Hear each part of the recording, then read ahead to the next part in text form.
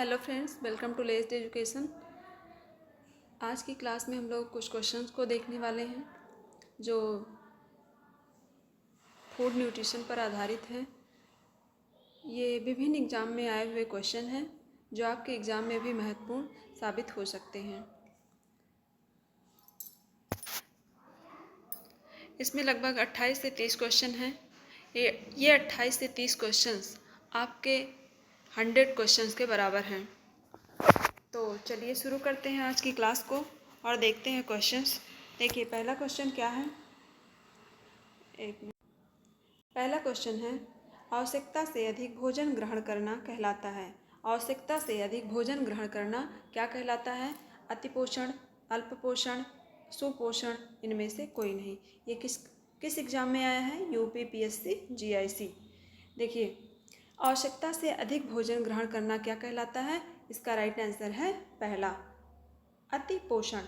अतिपोषण, देखिए हमने food nutrition की क्लास जो पहली क्लास हुई है उसमें अतिपोषण, अल्पपोषण, सुपोषण, कुपोषण को पढ़ा हुआ है।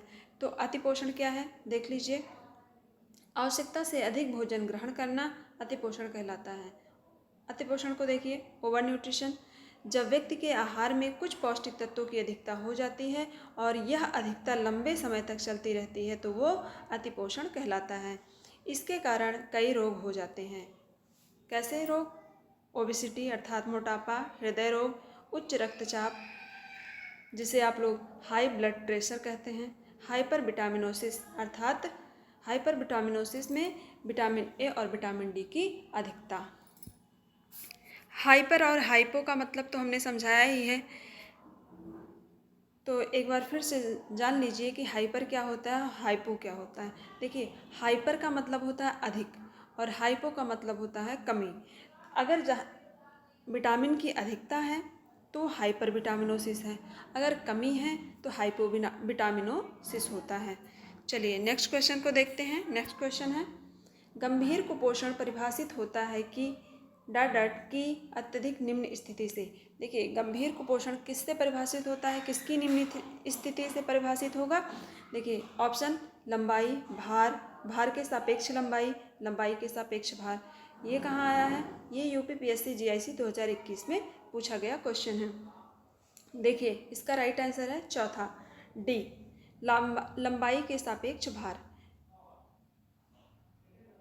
गंभीर कुपोषण परिभाषित होता है लंबाई के सापेक्ष भार की अत्यधिक निम्न स्थिति से। कुपोषण देख लीजिए, कुपोषण किसे कहते हैं? यह पोषण की वह स्थिति है जिसके कारण व्यक्ति के स्वास्थ्य में गिरावट आने लगती है। यह एक या एक से अधिक तत्वों की कमी से या अधिकता या असंतुलन के कारण होती है, जिसके कारण शरीर रोगग्रस्त हो जाता है। इस प्रकार कुपोषण के कारण उम्र के अनुसार लंबाई एवं वजन में कमी हो जाती है, साथ ही लंबाई एवं भार में वांछित अनुपात नहीं होता है। चलिए नेक्स्ट क्वेश्चन देखते हैं। पीईएम बच्चों के बीच कुपोषण का सबसे व्यापक रूप से प्रचलित रूप है। पीईएम का अर्थ क्या है? देखिए, पीईएम हमने आपको बताया था कि पीईएम क्या है, तो आप लोग यहाँ पर देखिए ऑप्शन पहले देखिए, प्रोटीन एनर्जी माल न्यूट्रिशन, दूसरा फिजिकल एनर्जी माल न्यूट्रिशन, तीसरा प्रोलैक्टिन एनर्जी माल न्यूट्रिशन, चौथा पुअर एनर्जी माल न्यूट्रिशन। ये कहाँ आया हुआ है? टीजीटी झारखंड 2017 में।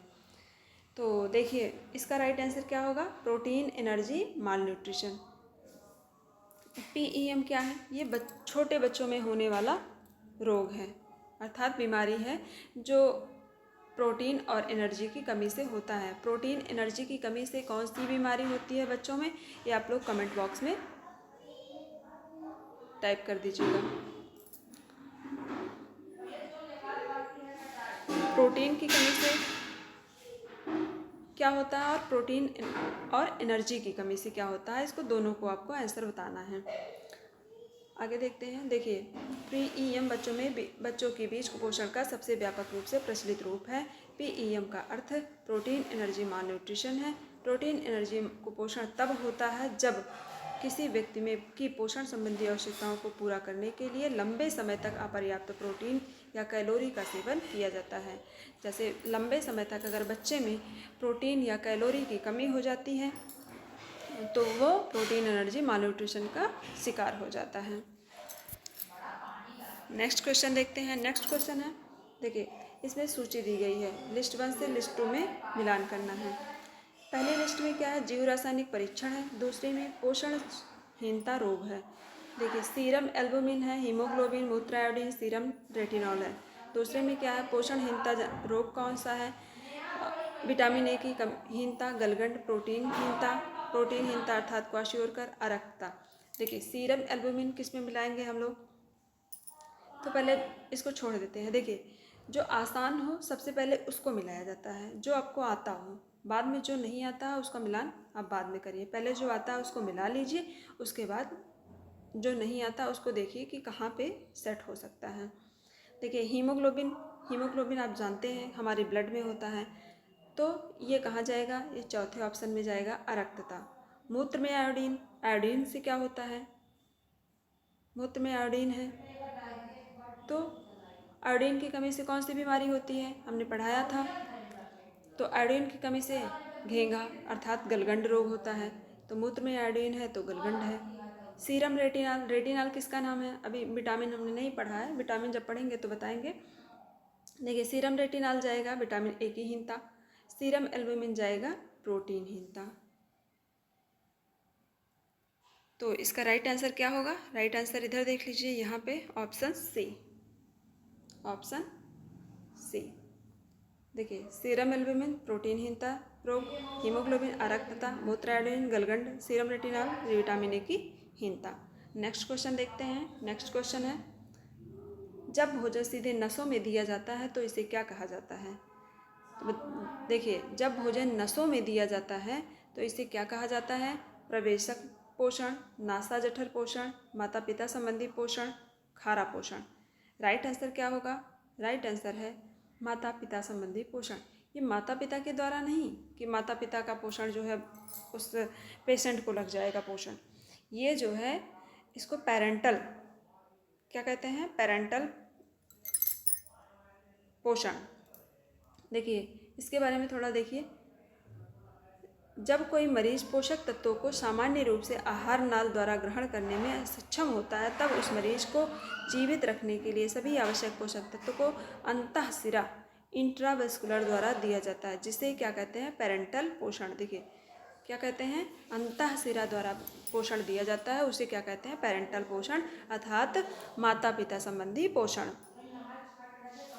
यह तीव्र डायरिया, शॉर्ट बॉल सिंड्रोम, कुअवशोषण आदि रोगों के मरीजों को दिया जाता है। नेक्स्ट क्वेश्चन देखते हैं। नेक्स्ट क्वेश्चन है, भारत पर निम्नलिखित सूक्ष्म पोषक पदार्थों की कमी संबंधी विकारों का उच्च बोझ है। भारत पर निम्नलिखित सूक्ष्म पोषक तत्वों की कमी संबंधी विकारों का उच्च बोझ है। देखिए इसमें जो सूक्ष्म पोषक तत्व, देखिए पोषक तत्व दो तरह से होते हैं, एक सूक्ष्म होता है, एक बृहद होते हैं। एक सूक्ष्म होता है, एक बृहद होता है, अर्थात एक माइक्रो होता है, एक मैक्रो होता है। तो जो माइक्रो होता है वो सूक्ष्म पोषक तत्व है। तो माइक्रो में क्या आता है, जैसे विटामिन हो गया और खनिज लवण हो गए, ये सूक्ष्म पोषक तत्व आएंगे, माइक्रो में आएंगे। मैक्रो में आता है प्रोटीन, कार्बोहाइड्रेट और फैट। तो देखिए सूक्ष्म पोषक तत्व पूछा जा रहा है, मतलब माइक्रो को पूछा जा रहा है। माइक्रो में क्या क्या आएगा, विटामिन आता है और खनिज लवण आता है। तो इन विटामिन और खनिज लवण की कमी से जो इसमें बीमारी होगी वही हमारा सूक्ष्म पोषक पदार्थों की कमी के संबंधी विकार है। तो देखिए घेंघा किसकी कमी से होता है, विटामिन डी की कमी से। घेंघा किसकी कमी से होता है, आयोडीन की कमी से होता है। विटामिन डी की कमी से सूखा रोग होता है। घेंघा आयोडीन की कमी से होता है। आयोडीन क्या है, खनिज लवण है। रतौंधी किससे होता है, विटामिन ए की कमी से होता है। अल्प भार, रक्ताल्पता, संज्ञा। रक्ताल्पता क्या है, रक्ताल्पता में किससे होती है, लौह तत्व के कारण होती है। देखिए इसमें क्या क्या सही हो जाएगा, घेंघा, रतौंधी, रक्ताल्पता। ए बी डी किस में है, ए बी डी दूसरे ऑप्शन में है। राइट आंसर क्या हो जाएगा, दूसरा। घेंघा रतौंधी, रक्ताल्पता, ये सूक्ष्म पोषक पदार्थों की कमी से होने वाले रोग होते हैं। नेक्स्ट क्वेश्चन देखते हैं। नेक्स्ट है,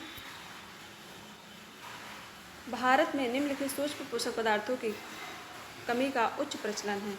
देखिए, भारत में सूक्ष्म पोषक तत्वों की कमी का उच्च प्रचलन है। इनमें से कौन कौन से ऐसे सूक्ष्म पोषक तत्व हैं जो भारत में उच्च प्रचलन में हैं?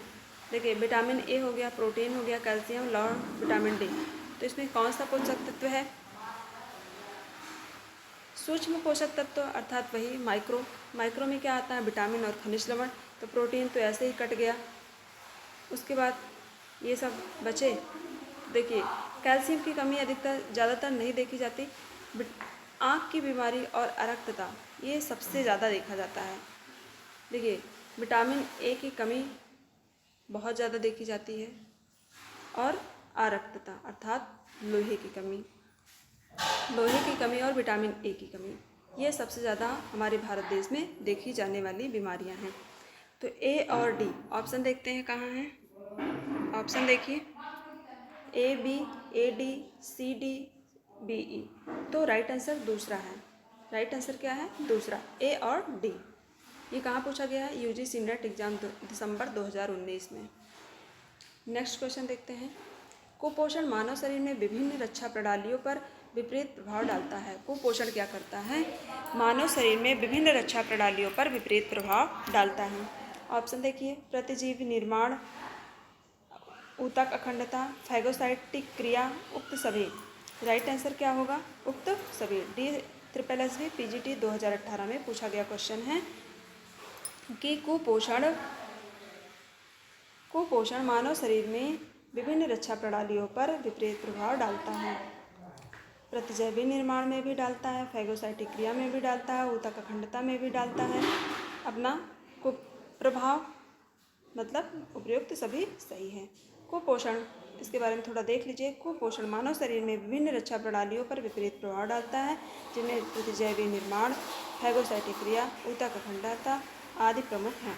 कुपोषण उस अवस्था को कहा जाता है जब मनुष्य उसकी शारीरिक आवश्यकताओं के अनुकूल उपयुक्त मात्रा में सभी पौष्टिक तत्व नहीं मिल पाते हैं, अथवा कोई और तत्व आवश्यकता से अधिक या कम मिलते हैं।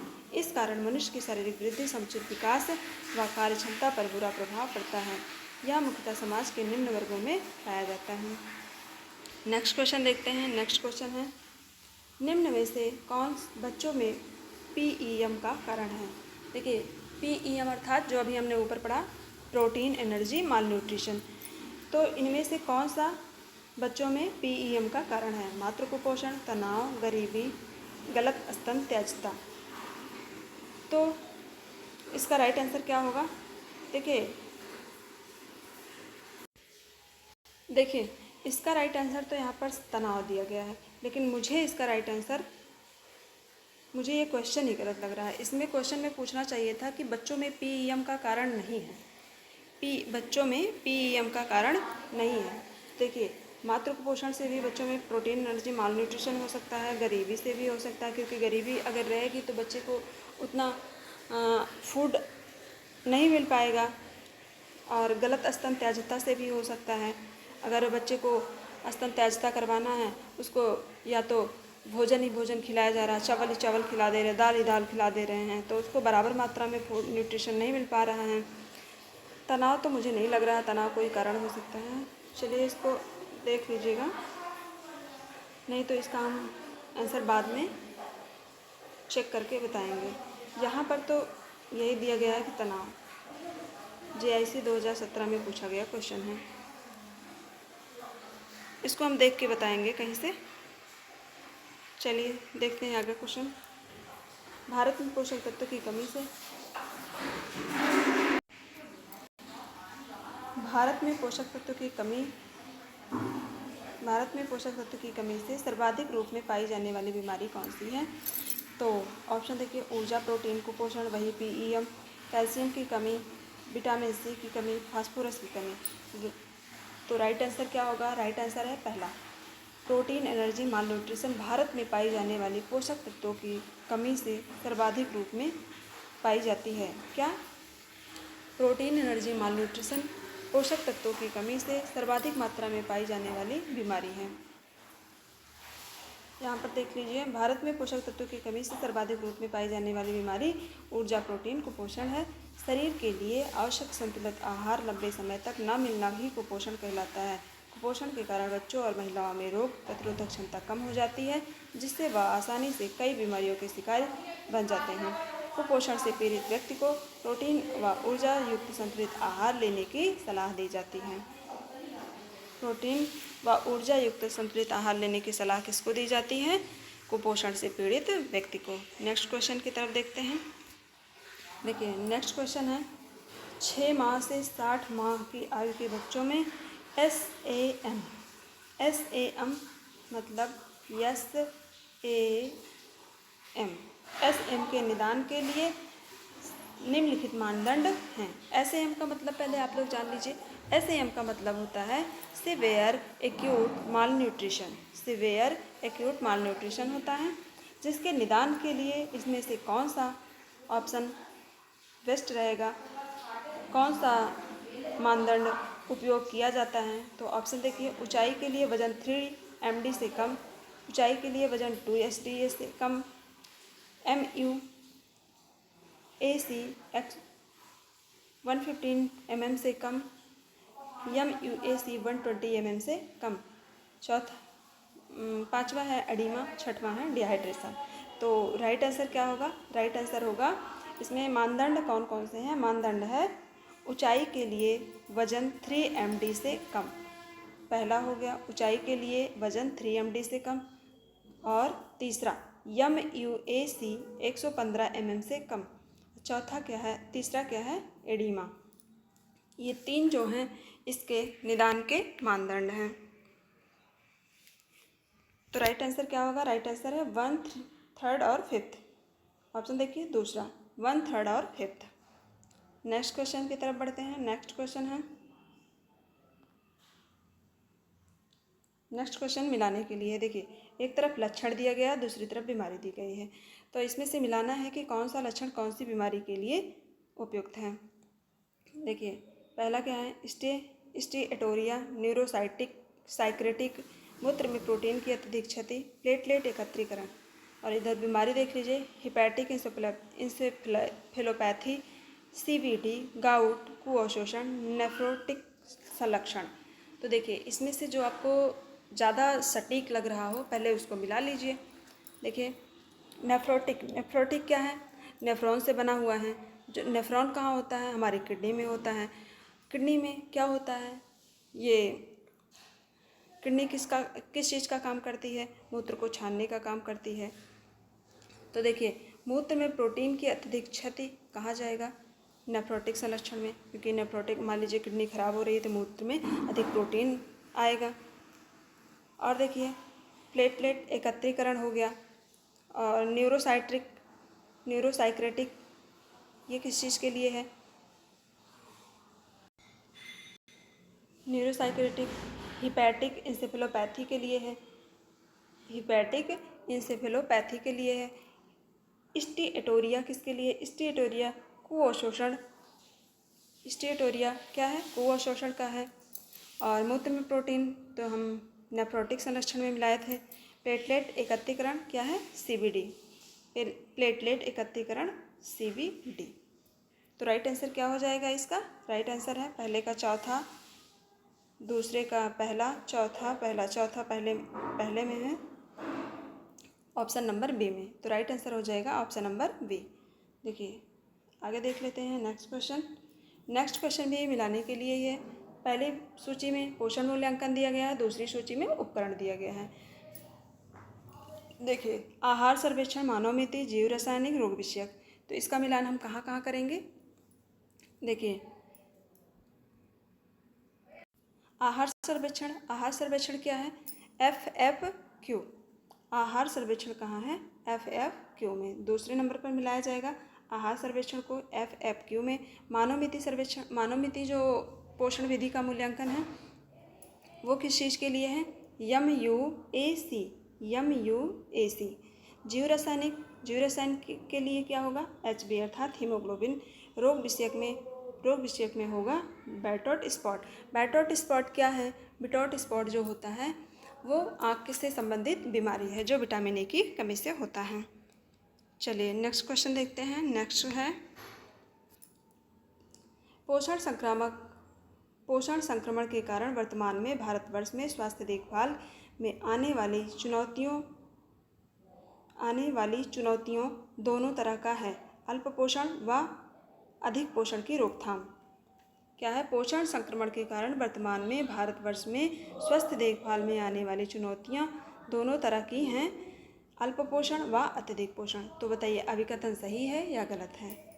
तो अभिकथन जो है सही है, क्योंकि भारतवर्ष में जो है अल्प पोषण और अधिक पोषण, अल्प पोषण या अति पोषण दोनों का भार उठा रहा है। और कारण देख लीजिए, भारतवर्ष में जनसांख्यिकी संक्रमण के फलस्वरूप बुजुर्गों की जनसंख्या के अनुपात में बढ़ोतरी हो रही है। तो बुजुर्गों के जनसंख्या के अनुपात में बढ़ोतरी से अल्प पोषण और अति पोषण का कोई कनेक्शन नहीं है, इसलिए ये कारण गलत है। राइट आंसर क्या होगा? राइट आंसर है बी। नेक्स्ट क्वेश्चन देखते हैं। नेक्स्ट क्वेश्चन है SAM अर्थात सीवियर एक्यूट माल न्यूट्रिशन बच्चों की पहचान के लिए WHO का मानदंड WHZ स्कोर -2SD और ब्रैकेट में -2SD से कम होता है। तो देखिए ये आपके लिए बहुत ज़्यादा इम्पोर्टेंट क्वेश्चन नहीं है, फिर भी देख लीजिए ऐसे। SAM बच्चों के गृह आधारित प्रबंधन के लिए WHO के आधार पर UTF की सिफारिश की गई। तो देखिए इसका राइट आंसर होगा, राइट आंसर है बी। पहला गलत है और दूसरा सही है। नेक्स्ट क्वेश्चन देखते हैं। नेक्स्ट भी मिलाने के लिए पौष्टिक तत्वों की कमी, पोषक तत्व। देखिए टिटैनिक किसकी कमी से होगा? एंगुलर स्टोमेटाइटिस किसकी कमी से होगा? मैक्रोसाइटिक नाइक्रोमिक एनीमिया किसकी कमी से होगा? जिंजिवाइटिस किसकी कमी से है? काइलोनिकिया किसकी कमी से है? तो इधर दिया गया स्कॉर्बिक एसिड, रेटिनॉल, लाव तत्व, riboflavin, calcium, protein, folic acid. Tetanic किसकी कमी से होने वाला रोग है? देखिए इसमें जो आपको पहले लगे कि हमें ये बहुत अच्छे से आ रहा है उसको मिला लीजिए, और जो नहीं आ रहा है उसको बाद में मिलाने की कोशिश कीजिए, उसको आप ऑप्शन से हिसाब से देख लीजिए। देखिए टिटैनिक किसकी कमी से होगा? टिटैनिक होता है कैल्शियम की कमी से, तो इसको हम कहाँ मिला देंगे? कैल्शियम में। एंगुलर स्टोमाइटिस क्या है? एंगुलर स्टोमेटाइटिस जो होता है वो राइबोफ्लेविन की कमी से होता है, अर्थात विटामिन B2 की कमी से होने वाली बीमारी है। मैक्रोसाइटिक नार्कोमिक एनीमिया किसकी कमी से होता है? यह विटामिन B6 की कमी से होता है, अर्थात फोलिक एसिड की कमी से होता है। जिंजिवाइटिस जो होता है ये एस्कॉर्बिक एसिड अर्थात विटामिन C की कमी से होने वाली बीमारी है। काइलोनिकिया जो होता है, काइलोनिकिया किसकी कमी से होता है? ये होता है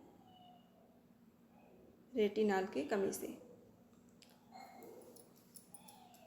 चलिए इसका राइट आंसर क्या होगा? ऑप्शन देख लेते हैं। राइट आंसर में राइट आंसर है ए, ऑप्शन नंबर ए। देखिए टिटैनिक कैल्शियम की कमी से, angular stomatitis, riboflavin, macrocytic anaemia, folic acid और जिंजिवाइटिस, स्कॉर्बिक एसिड, काइलोनिकिया, लौह तत्व। हमने वहाँ पर गलत बता दिया था, मतलब थोड़ा हो गया। विटामिन किस में लगा दिया था? विटामिन ए में लगा दिया था। कैरोटोमलेसिया मुझे याद आ गया था, ये काइलोनिकिया है। तो काइलोनिकिया लौह तत्व से होता है, कैरोटोमलेसिया होता है विटामिन ए की कमी से। नेक्स्ट क्वेश्चन देखते हैं। नेक्स्ट है कुपोषित माताएं बच्चे को सफलतापूर्वक स्तनपान करवा सकती हैं।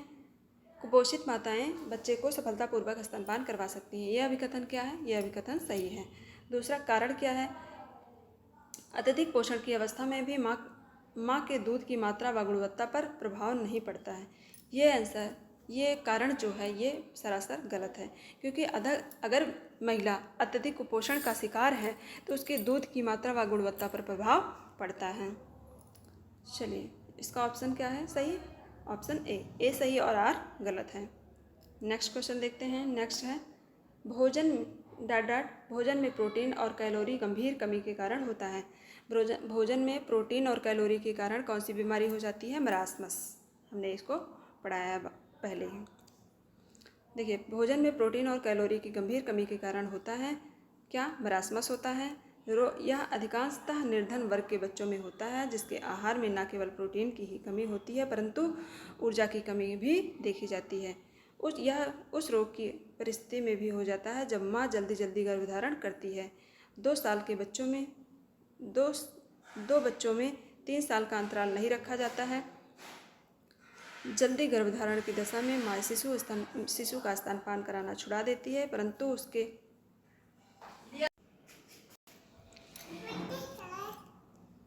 देखिए आगे क्या है, पोषण के लिए पर्याप्त मात्रा में दूध, अनाज, दाल, फल, सब्जी आदि नहीं खिला पाती। ऐसी परिस्थिति में बालक में प्रोटीन ऊर्जा कुपोषण हो जाता है। चलते हैं नेक्स्ट क्वेश्चन की तरफ। नेक्स्ट क्वेश्चन में भी दिया गया है